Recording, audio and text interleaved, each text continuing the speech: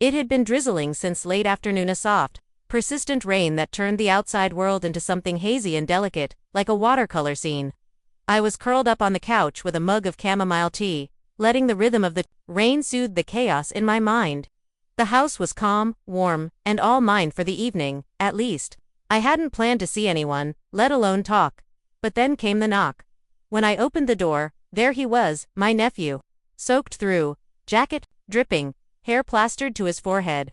He smiled, a knowing smile, like he was aware of just how unexpected this moment was. He'd moved back to the city about a month ago, but we hadn't seen each other since the last family gathering. Without thinking, I let him in, handed him a towel, watched as he slipped off his wet shoes like he had always belonged in this space. He'd always had that easy charm, quiet but genuine. As he dried his hair, I realized just how much he'd changed. 27 now, with a calm steadiness in him that hadn't been there before. His voice had deepened. His eyes didn't just glance anymore, they lingered. We sat together by the electric fireplace, listening to the rain intensify. The silence between us wasn't awkward, it was full, comforting in a way that felt new. "You live alone now?" he asked, sipping the tea I gave him. I nodded. "Since last year. It's quiet, but I like it." He studied me for a second. "It suits you. Peaceful, not lonely. You always made being alone seem like a choice, not a circumstance." His tone held something more than casual curiosity. It wasn't the teasing nephew I remembered. There was a softness, a sincerity, like he was seeing something in me no one else had noticed. We talked for hours, his job, his stress, little things that mattered in the moment. At one point, his eyes landed on me again. "You always smell like vanilla, and something warm." I laughed it off. Too many candles. But he wasn't joking. "No, you always did. Even years ago." Something shifted inside me, subtle, but impossible to ignore. He wasn't a boy anymore, and I wasn't the same either. The silence between us grew heavier, but never uncomfortable. It carried something neither of us wanted to name yet. He stayed until the rain eased. When he stood to go, he hesitated. "Will I see you again soon?" he asked. I nodded. "Of course." And as he left, I felt something shift. A door opened, and not just the front one. The next morning, he called.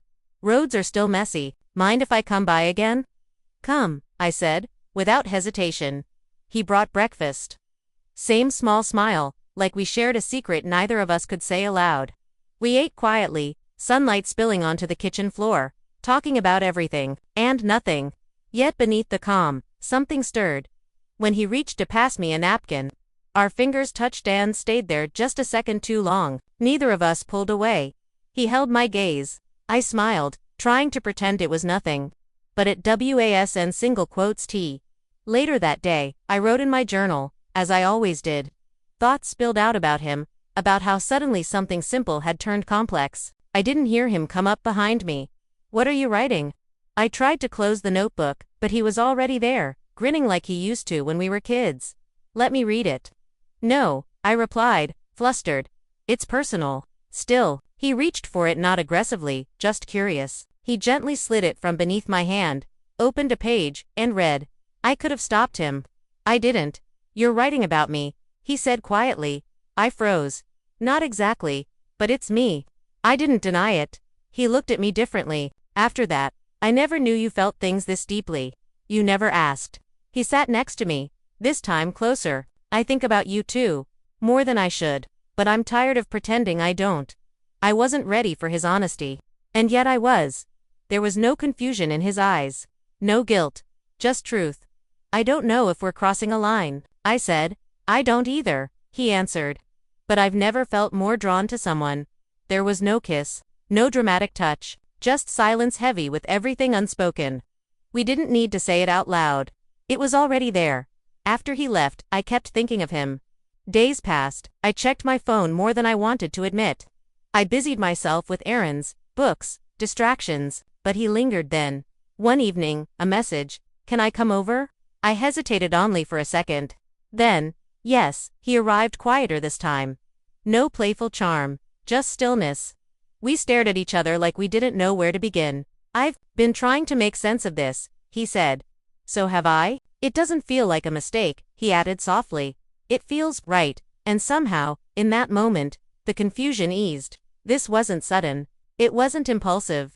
It had been building slowly, silently, for years. Hidden in hugs and glances, tucked away in forgotten moments that now meant everything. We talked more that night. He shared things he never had about feeling unseen, about past relationships that didn't feel real. I opened up to Abo being alone, about building a life no one really understood. "You see me?" I asked, unsure why I needed to say it aloud. "I think I always have," he said. There were no labels, no rush, just presence.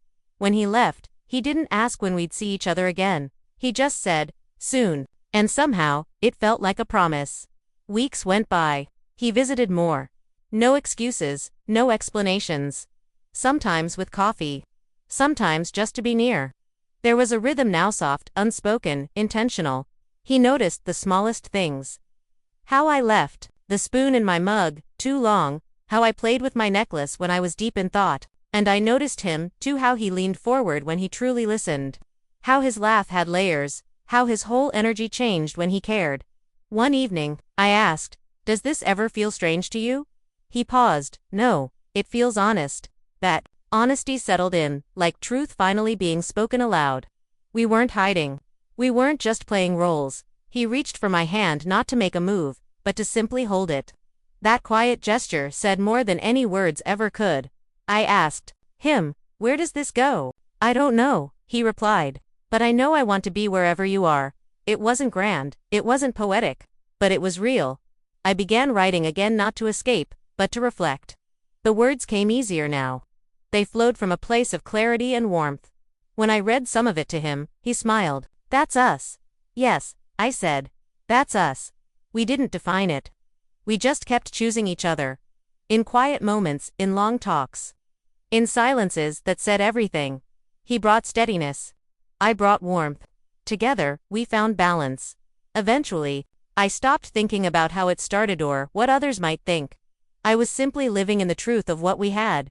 He didn't need to say he loved me. I saw it in how he stayed, and I loved him too, quietly, deeply, completely.